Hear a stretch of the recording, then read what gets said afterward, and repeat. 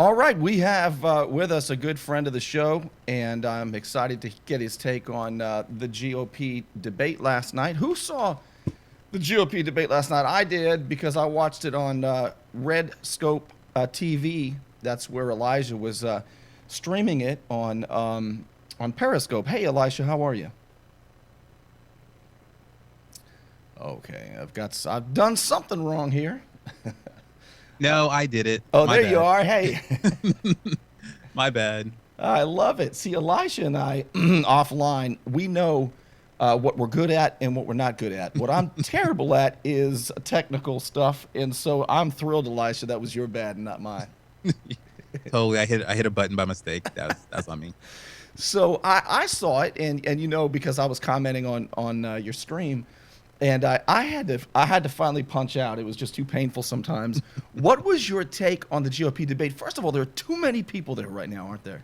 There's way too many people. I'm sick and tired of all the people we have there right now. I mean, the fighting amongst them, I think, could be resolved by reducing the amount of people on stage. I was going to say the junior class or the kiddie table was a much better, debate, even though it was maybe boring, other than Graham in his jazz hands.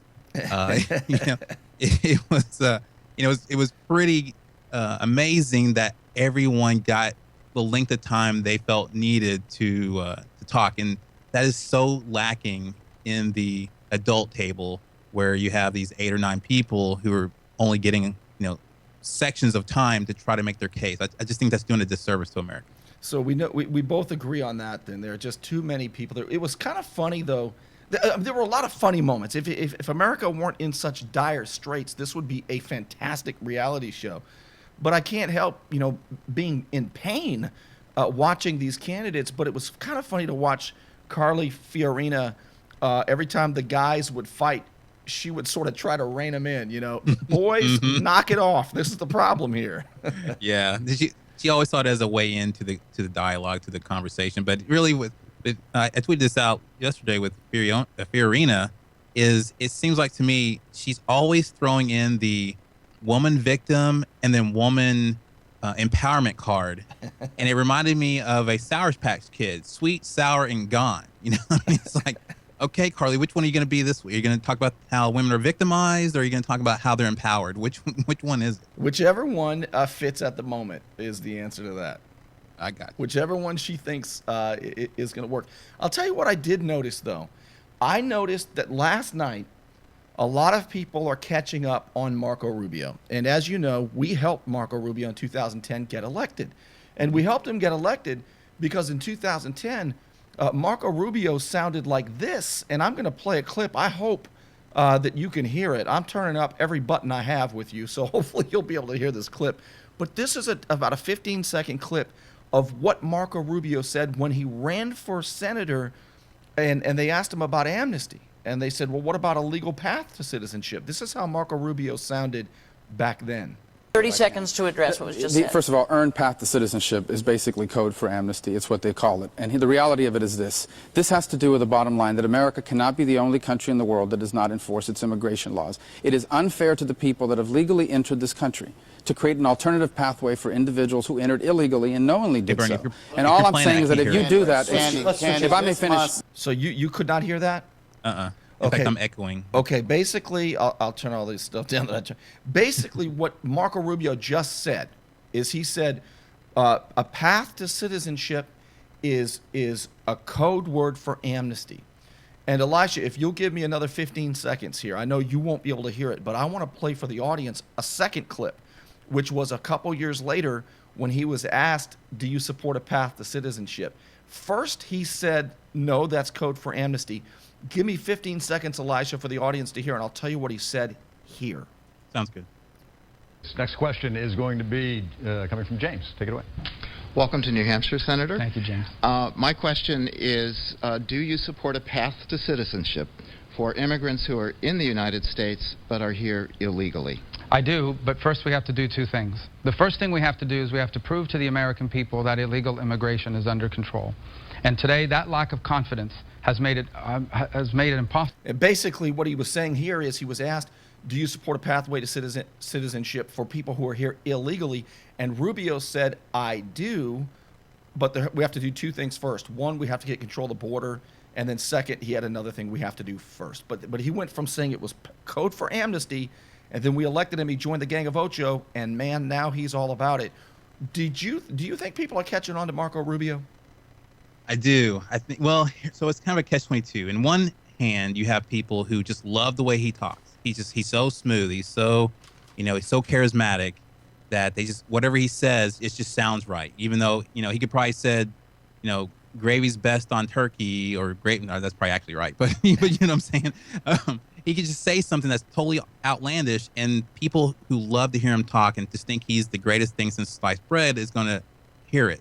But anyone who's actually evaluating every single candidate and being objective can see through his rhetoric, and they can see that he is using canned speeches that his guys have prepped him for over and over and over again so that it would sound as natural as possible. But, for anybody who's really paying attention, it's not natural at all. I'm speaking with Elisha Cruz. He's on Twitter at I am Cruz, the letter I, the letter M, CREWS. And speaking of Cruz, there's another Cruz, a CRUZ, who was in the debate.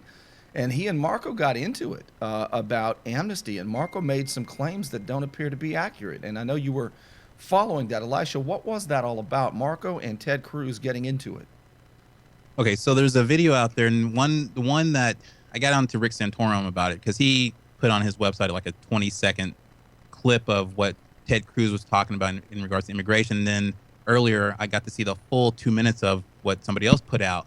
I think the Rubio camp also put out. And basically, what Ted Cruz was arguing is that coming before the Senate becoming before the Senate was a bill that was going to give illegals legalized status.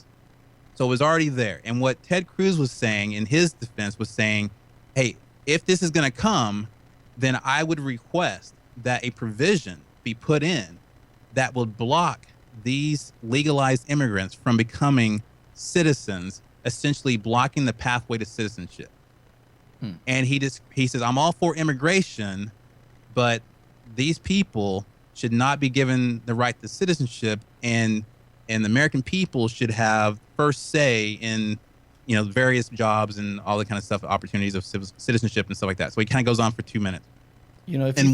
I'm sorry, go ahead. No, finish up for us, because I want to hear. I was not familiar with all of this.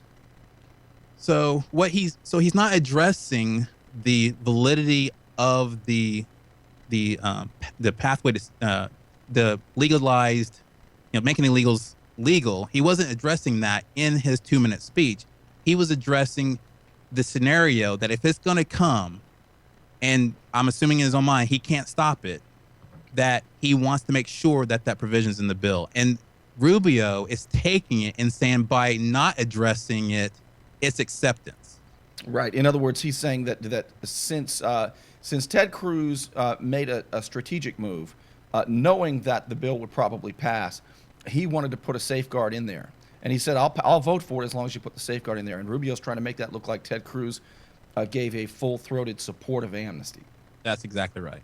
It was dishonest. And I got to tell you, I've seen people on Facebook who I know to be strong Republicans, and they usually go along with the Republican establishment because you don't want a Democrat, do you, basically, is what their argument is. And I'm even seeing people who I know as strong establishment Republican types, voters, who are saying, wow, Marco Rubio just basically ruined his chances by lying about Ted Cruz. So I think a lot of people are starting to see this, but I'm not entirely sure. People, again, diehard Rubioans are going to stick with him no matter what he says. But I think the independents and anybody who's even paying attention they'll go watch the video for themselves. And that's what I even put on Twitter. I said, listen, because I think it was on hotair.com. I said, don't read the novel surrounding the video because that's just setting you up to buy the lie. Right. Don't read that junk. Just go listen to the full 2 minutes that they give us. Just listen to that 2 minutes, and you tell me if you hear one iota of Cruz saying that he supports legalizing the illegals. I'll tell you what, Marco Rubio, he believed, because he had a 6-year term, and when he ran for office, He really believed that voters would forget that he went and immediately joined the Gang of Ocho and really betrayed those of us here in Florida who did all we could to help him win that election. And it was an amazing election that he won. He beat a sitting governor, a Republican sitting governor, Marco Rubio did. And we wanted, in fact, I was pushing, asking him, run for president in 2012. But now, if I had to bet, if I was forced to bet right now, who's going to be the final Republican candidate to run for president, I'm still betting on Rubio. Not happy about it.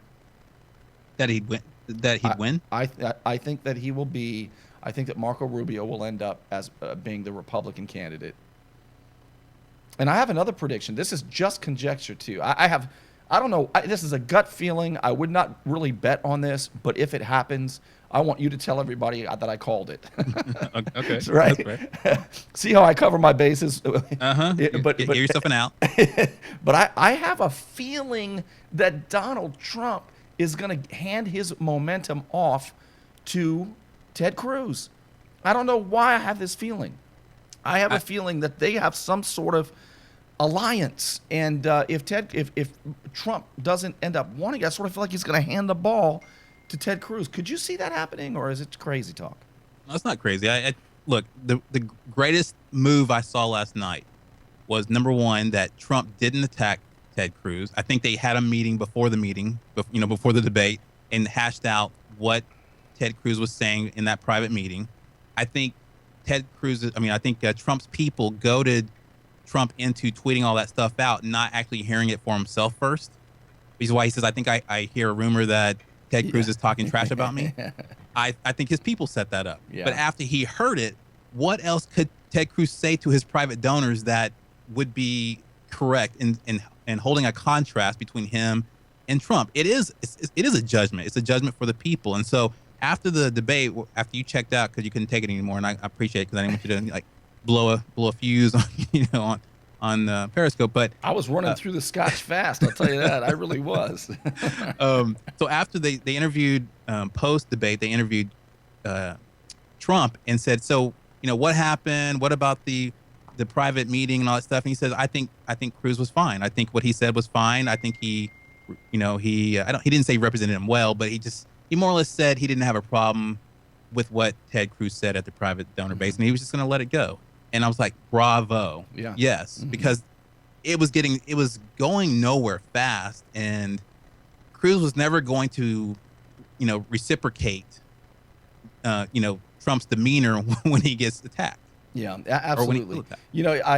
I was giggling at myself while I was watching it because I really did not know that it was focused on terrorism and foreign affairs and stuff. And so I made that. I said, God, there's so much talk about terrorism here. And I realized how important it is. But, I got to tell you, Elisha, the more I watch these debates, it's almost, I feel like Barack Obama is so good at wagging the GOP's tail. Let's put it that way, at wagging the GOP's tail. Essentially, Obama has made America a more dangerous place by allowing an environment where jihad has actually hit America on a regular basis now, right? So he creates that. And then the Republicans take that environment and they all fall all over each other to see who can violate the Fourth Amendment protections to Americans first. Here's the play. And I saw it early on. Here is the play. Republicans are saying, look, it was an American who did that. It was an American who did that. And especially Chris Christie and Marco Rubio, especially these two guys, and Jeb Bush. It was an American. We got to spy on Americans. It was an American. We got to spy on Americans. I was getting so fed up with Republicans falling all over each other on who could violate the Fourth Amendment the worst to keep us safe. That's, by the way, not the first job of government. No, it's not. We can deal with, we have sections of government for a reason, right? So we have the CIA that deals with the international problems, and we have the FBI that deals with the problems here, at home. But, and while I believe they should talk to each other, I don't think either group should have a right to infringe on America's privacy, without a warrant being reviewed to confirm that it's necessary. And this crap about, oh, well, we just should have a carte blanche, open visa or open warrant that we can use at any time for any purpose that we think is subjective to the purpose of terrorism, in the name of safety, should be good. And I'm like, sorry, no. Give everybody AK-47s or something, like that. It makes me crazy, Elisha. I mean, yesterday was the Bill of Rights Day. And the very reason that we have the Fourth Amendment, it was in response to something. We have the Fourth Amendment because King George gave an open warrant for his agents to harass us and eat out our substance. I mean, his agents and officers would swarm us. They would go in our homes and look through our drawers, much like TSA looks through our drawers now. I mean, basically, they're trying to give open warrants to American law enforcement to keep us safe. And we recall what Ben Franklin warned us about. Those who would trade essential liberties for temporary security deserve neither. And I would argue that if we make that trade, Elisha, we will soon have neither. Exactly. We won't. It worries me to death. There was only one candidate who even mentioned the Constitution that I saw, and of course it was Rand Paul. Now, he doesn't have much of a personality at all, but he really was the only one standing there saying this is not right. It's not even legal. Right. Your thoughts on him? I appreciated Rand through the most of that. I mean, I'm not a Rand hater or anti-Rand or anything like that. I mean, he's not my choice per se, but he's good at what he's good at, and on this subject, I think he's very good, and it's why I think he has a place. His voice has a place in the marketplace of ideas, and to definitely be taken serious. And I just again remembering that yesterday was the Bill of Rights Day. People often ask, well, what is reasonable? Because the Fourth Amendment guarantees us the right to be free from unreasonable searches. And a lot of people say, what is reasonable? Well, the judge said, according to case law, as long as it's not too inconvenient, as long as it's safety first, as long as it's a balancing act of safety and security. No, they made all that up. It actually says in the Fourth Amendment what reasonable is, and it's all separated by one word, and that word, Elisha, is and. It's not or, it's and. There must be probable cause. There must be a warrant issued by a judge. It must list the particulars. It must list the place to be searched, the person to be searched. I mean, there are criterion that must be met before a search or seizure is considered reasonable according to the founders. And only after 35 or 40 years of government schooling and fatherlessness would enough Americans fall for this safety first stuff. I think we need a candidate and a statesman who says that it's liberty first. Damn it, it's not safety first, it's liberty first. Absolutely. And I think Rand Paul is definitely a liberty first. I think Ted Cruz is liberty first. The rest of them, I'm not too sure. No. I mean, I just to be honest with you, I think it's politics first. Not even safety or liberty first. It's politics first. It's party first. Yes. And that's the frustration, right? That's what frustrates me the most is that it's party first. And if you see me do anything on Facebook and Twitter and on my show, is I constantly attack this party loyalty. Mm-hmm. There should be no such thing as party loyalty. Exactly. You can be loyal to a person if you want to, and you can be loyal to your worldview. If you want to be a conservative or even a moderate or even a liberal or even a socialist, communist. I don't care what you want to be loyal to, but the fact that we would all give up our worldviews and bow to the king of a party just drives me crazy. Let's talk about the Democrats, because the new line from Democrats, the new line from Obama is, let's not give in to fear. Let's not give in to fear, and let's not give in to hatred. And at the very same time, they say that free speech is too dangerous. Let's not give in to fear, but free speech is dangerous. And if you criticize Muslims, our Injustice Department may prosecute you. And then we have a school that has sent an email that there may be a bomb in a backpack, and they close down the whole district, the biggest district in the United States, the LA Unified School District. I mean, if that is all that has to happen to shut down a school, then it seems to me that the president's talking out of both sides of his mouth. Right. Yeah, it's fear, and then it's like, don't give in to fear, react on fear. As an example, hey, we need gun control because of fear. Yeah. Right? Or if you see something, say something, but if you say the wrong thing, we're going to prosecute you. Yeah, I mean, how do you do that? How do you sit there and tell the whole nation, hey, if you see something, say something, and then a kid brings in a clock that looks like a bomb to anyone with any natural sense, and yet we're all berated because we thought the cops acted appropriately, and then you have the parents who shackle the cops so they can't even tell their side of the story because the kid's under 18. Right, right. I mean, let's say even if people were wrong, let's say you and I were in the school, right? You're the principal, I'm the vice principal. By the way, I always want to be the vice because that way you get all the blame. I might do a little extra work if you need me to, but usually I look at the vice president. The vice president doesn't do anything, you know. Right. So if you and I ever run, you're the top of the ticket, okay, Elisha? Sounds great. Okay, good. I'll go in and settle the Senate tie. Okay, that's Thank when you you. call me. Burnie, we need you to settle the Senate tie. And I'll ask you, do I have a few hours before I can get there? Is normally what I'll say, Burnie, come back from the keys. I need your vote. All right, but here's something that I really concern myself about is if you take a look at the Republican field, or let's take a look at the Democrats, actually. Let's take a look at the Democrat field. I noticed a lot of the Republican candidates kept saying, well, what Barack Obama and Hillary Clinton want. So evidently they think Hillary's going to be the candidate, not Bernie Sanders. What do you think on that?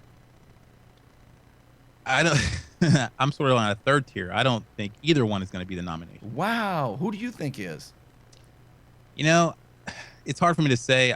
I'm really thinking it's going to be Julian Castro. I really do. And the former mayor here from Texas, who is now in some cabinet position within Obama's administration. He's been very under the radar, but that's just my guess based on activity that happened in Texas when he quickly moved from Texas to the White House or to DC for some reason. Mm-hmm. And I could be wrong, but look at how Barack Obama was elected. Everybody was focused on Hillary, and then out of nowhere, at the last moment, here comes the savior, Barack Obama. And it worked. Mm-hmm. So if I'm a Democrat and that worked, why would I not repeat that same plan where I'm going to have Hillary be the distraction, get everybody all hoped and bothered and saying, okay, here's how we're going to beat her, and spend all of their resources on Hillary, and then at the last moment switch people and put in somebody who's virtually an unknown. Or Joe Biden. Yeah, he's still a known. So, but if I had to choose between who has a better shot, I would say Biden has a better shot than Hillary. It's really amazing. Now, I'll tell you this. Somebody on Periscope just made a comment that I guess because I'm critical of the Justice Department saying that we're going to prosecute anti-Muslim speech or whatever they're saying now. I've been very critical of the Justice Department for a long time. Eric Holder, for example. Eric Holder is the only sitting cabinet member in the history of the United States who was convicted of contempt of Congress. I mean, it's really remarkable. But somebody just pointed out, look, if you let fear turn into hurting someone, that's when you'll be prosecuted, is what somebody on Periscope just said. And what I'm saying is that's not what they said. What they said was speech that is insulting or considered hate speech, that will be prosecuted to prevent violence. It is a preventive move. Right. And that is anti-constitutional. That is to say, it's illegal. It used to be called prior restraint. You cannot have prior restraint. You got to wait till the actual crime is committed before you can punish the crime. Right. Yeah, I was when that school thing went down with the Black Lives Matter, and the guy was not eating. He's going hungry or whatever to protest the hunger strike thing, and somebody had pointed out that you can break the law just by threatening to hurt someone. Yeah. And he said that's violence. I'm like, wait, you're saying threatening for me to actually say I'm going to kill you, that's violence? He goes, yes, because it's a crime. I'm like, that's not violence. The whole point of having those words be a crime, me saying I'm going to kill you, the reason why that's a crime is to prevent the violence. Well, I'm being told that, what was said is if you let fear turn into hurting someone, then you'll be prosecuted. Now, That's already against the law. See, hurting somebody is already against the law and already is a crime. And anybody who hurts somebody else and initiates that conflict, of course they should be prosecuted. Right. What Obama has always talked about, and I would be glad to continue the conversation with anybody who, if you just want to contact me, Burnie at BurnieThompson.com. I will show you you know me, Elisha. I'll show the videos, man. I got clip after clip after clip of Barack Obama talking about we need a new legal regime. A new legal regime. The Constitution was great and all, but we need a new legal regime. To the point that even, oh gosh, what's her name? The lady commentator with short hair on MSNBC. Perry? No. The one that looks like a boy? Yeah. Oh, I was hoping you wouldn't say that. Yeah, Sorry. Rachel Maddow. Yeah, Rachel Maddow. So even Rachel Maddow said that a new legal regime by Barack Obama was insanity. However, she's never really criticized him after that because she hates Republicans more than she loves America. Well, and best I can tell. And since they hate the Constitution so much, guess what they're trying to replace it with? What? Sharia law. Oh man. See, it's brilliant. They're saying, hey, we've hated the Constitution so much because the Constitution is a decentralized document. I don't agree. I don't agree with. I don't think they want to replace it with Sharia law. I think here's what I think. I really believe this. I think that Democrats. Okay, when I say Democrats, you've got to take the politicians and the voters because they're very different. The Democrat politicians feel insulated, like Joe Biden, Barack Obama, Nancy Pelosi. They don't think that jihad will ever touch them because they are protected, right? It may create an environment that they can pass new laws they want to pass, but they don't think it will touch them. Now, Democrat voters, they don't think it'll get to them either, but I don't think they want Sharia law. They just want anything that upsets Republicans. I think we're both right. I think they want Sharia law, not because they believe in Islam. Hold on, Elisha. Let me tell this guy here on Periscope who's communicating with me. Shoot me an email, Burnie at BurnieThompson.com, BURNIE. He just said that my BS was exposed, and I would love to give you an opportunity to have a conversation to seal the deal, okay? And by the way, if you're watching on Fox 28 WPGX, you can shoot me an email right there. You can see it below on the other screen, Burnie at BurnieThompson.com. I would be delighted to treat you with respect, to have you on the show, and you can expose my BS even more. So you just got yourself a personal invitation, my man, okay? All right, Elisha, back to you. Okay.